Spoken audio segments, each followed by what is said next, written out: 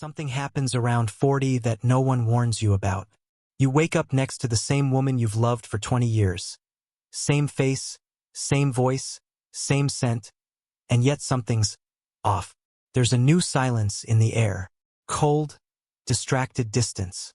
She's there physically, but mentally she's somewhere else. Scrolling her phone, staring into the mirror, lost in a fog of nostalgia and dissatisfaction.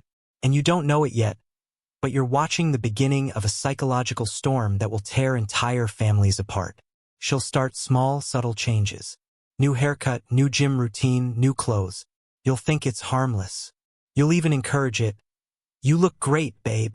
But what you're really witnessing isn't self-improvement. It's self-erasure.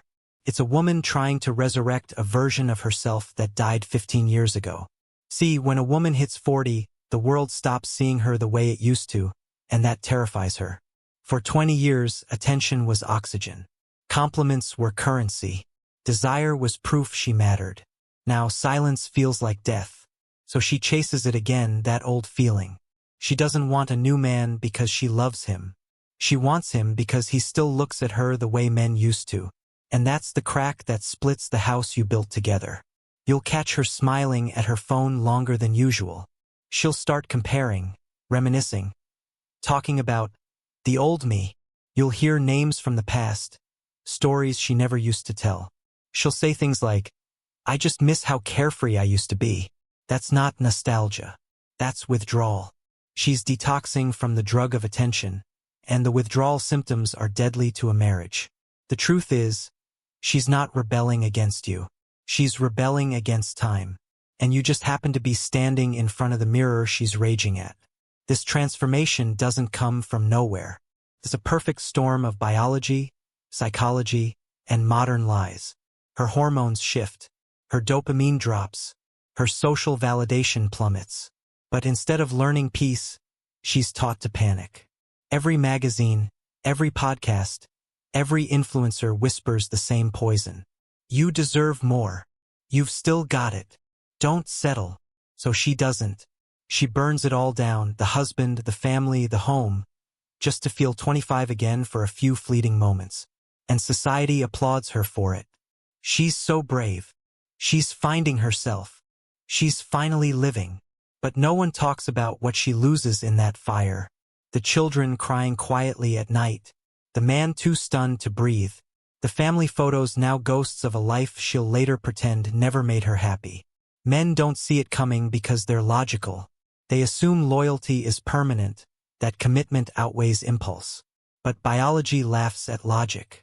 When her reflection stops loving her back, she needs someone else to. And the man who happens to glance too long in her direction becomes the spark she mistakes for salvation. This is the silent epidemic no one wants to name. Women who hit 40 and implode under the weight of fading beauty, chasing validation like oxygen, and destroying everyone who loved them in the process.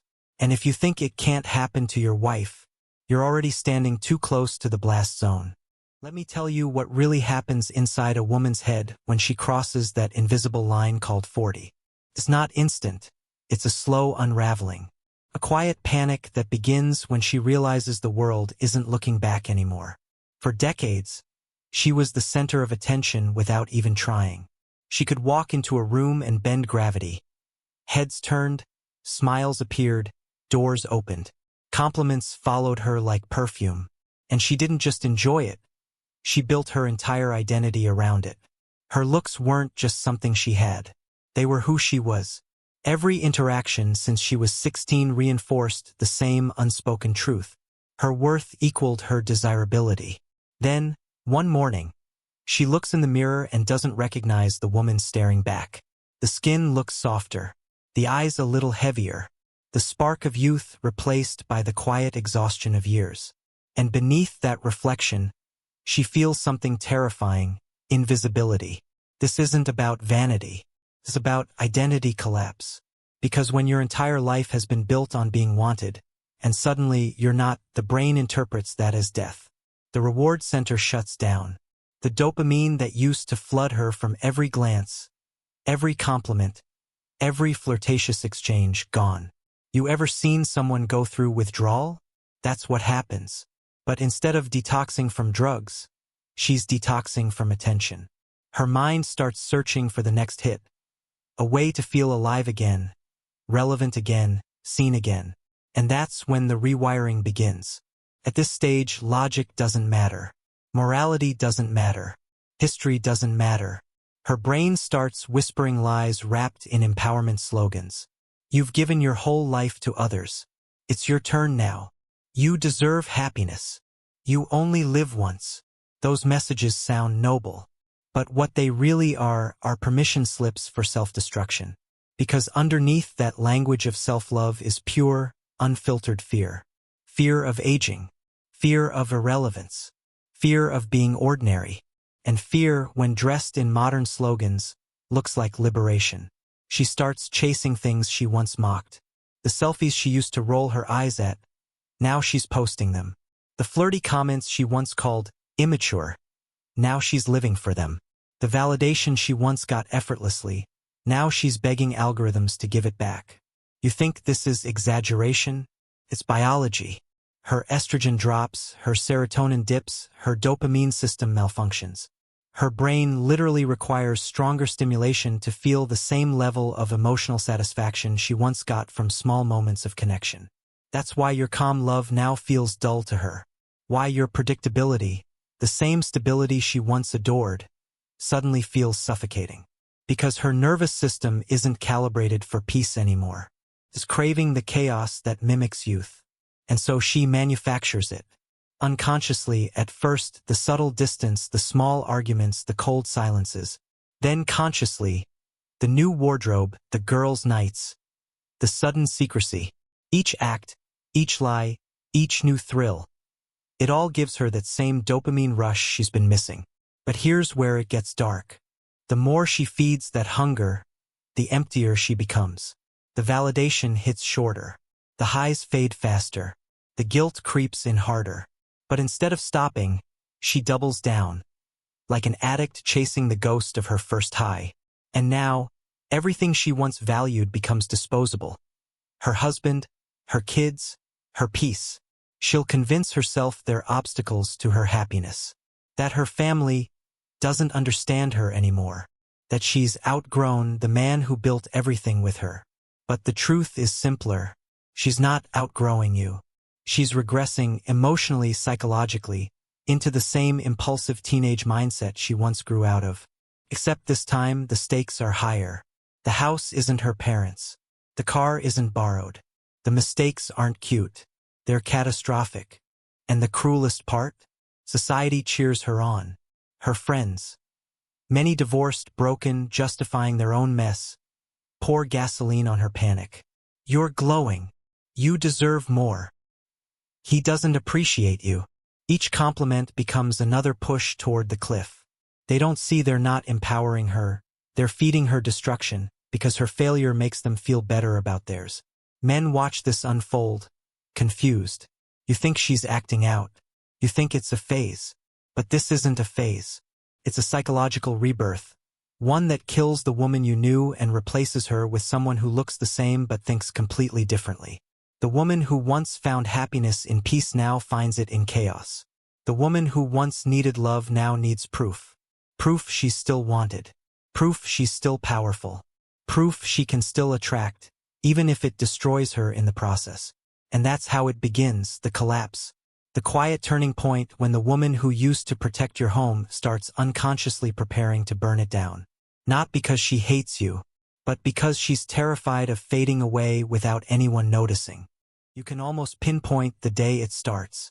It's never dramatic, not at first. It's a whisper, not a storm. She wakes up one morning and doesn't look at you the same way.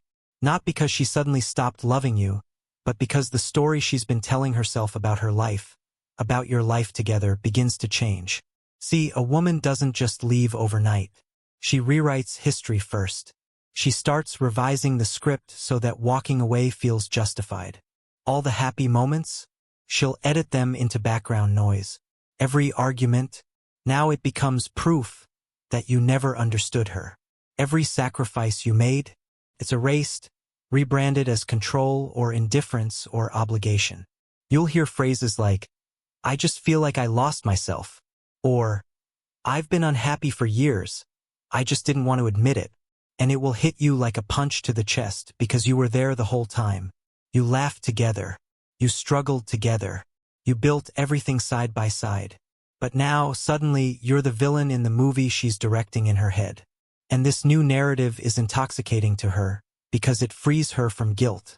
It lets her destroy what she built and still feel like the hero. The descent begins quietly. She stops texting you during the day. She forgets to say goodnight. She starts staying out later with her new friends, the ones who preach self-love but sleep next to regret. They feed her poison in glittering glasses of wine, whispering, "You deserve to feel alive again." You'll try to reason with her. You'll say, "We can fix this. Let's talk." But logic doesn't work on someone chasing emotion. She's not looking for truth anymore. She's looking for a feeling, that rush of novelty, that fleeting thrill of being wanted again. Her phone becomes her new world. She's scrolling endlessly through other people's fake happiness, comparing, craving, collapsing. The algorithm becomes her therapist, feeding her a steady drip of dopamine and delusion. Quotes about empowerment, videos about leaving toxic men, reels about starting over at 40. Every scroll deepens the trance. Every tap rewires her further away from reality.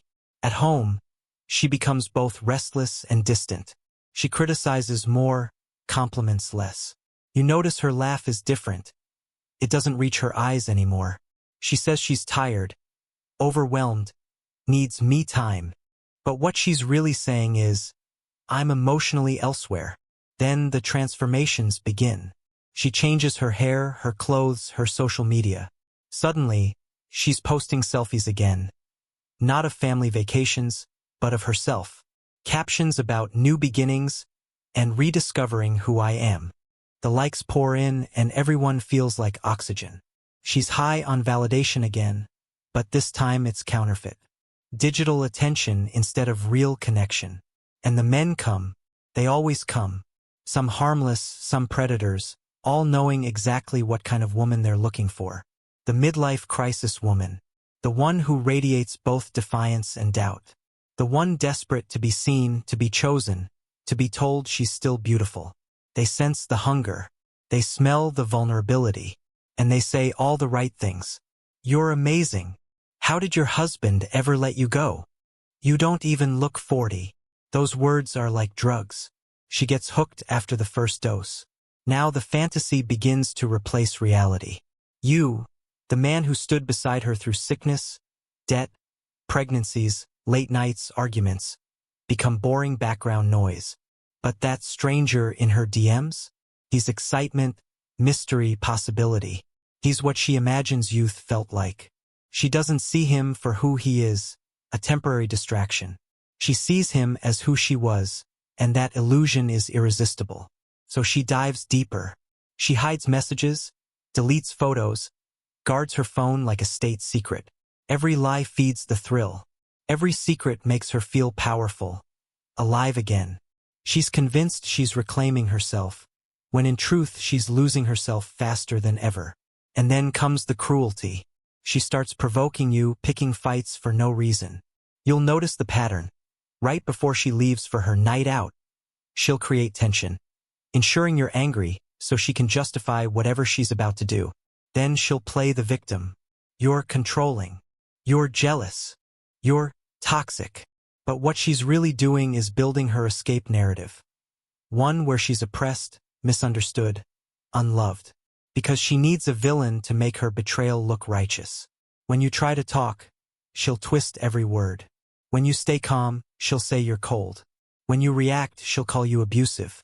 There's no winning because this isn't a conversation. It's a performance, and you're not her partner anymore. You're her audience. The woman who once protected your heart now studies how to break it in a way that earns her sympathy. And everyone around her, her friends, her social circle, the culture itself, will cheer her on. She'll tell people she's finding herself. But what she's really finding is attention. She'll post about healing. But what she's doing is escaping accountability. She'll say she's finally free. But what she's feeling is panic disguised as empowerment. And you, the man who built the home she's burning, will be painted as the problem she had to escape. The descent is complete when she starts rewriting even her love. When she says things like, "I think I loved you, but I'm not sure anymore." When she claims she's been unhappy for years, rewriting decades of memories into a sad story that never existed. You'll want to scream to show her the photos, the letters, the moments. But it won't matter, because she's not talking about you. She's talking about the ghost of who she used to be, and she can't separate that from the woman she's become. The saddest part? She'll only realize what she destroyed after the adrenaline fades. When the affair ends. When the validation stops. When the man who promised excitement disappears. That's when she'll sit in her empty apartment, scrolling through the ruins of her own choices. And for the first time in her life, there won't be anyone left to blame. It always ends the same way. Not with fireworks, not with passion, but with silence. That unbearable kind of silence that follows when the noise of fantasy finally collapses under the weight of reality. She wakes up one morning, alone in the bed she once swore she'd never leave, staring at the ceiling and wondering what the hell happened to her life. The thrill is gone. The compliments have dried up. The attention she traded everything for, the home, the marriage, the family, has evaporated like smoke after a fire. And the only thing left is the smell of ash and regret. The man she left you for? He's already fading. He's not romantic anymore. He's impatient, distracted, unreliable. He doesn't bring her coffee in bed. He doesn't know her favorite song or how she takes her tea. Because he was never there to know her. He was there to escape with her. And escape never lasts. The first time he forgets to text back, she feels it.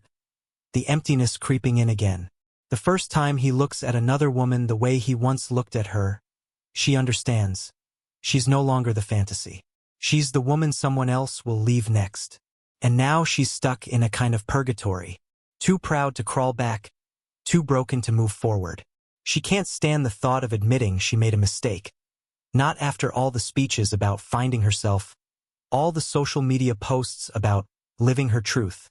So she keeps performing. Smiles for the camera. Filters the pain.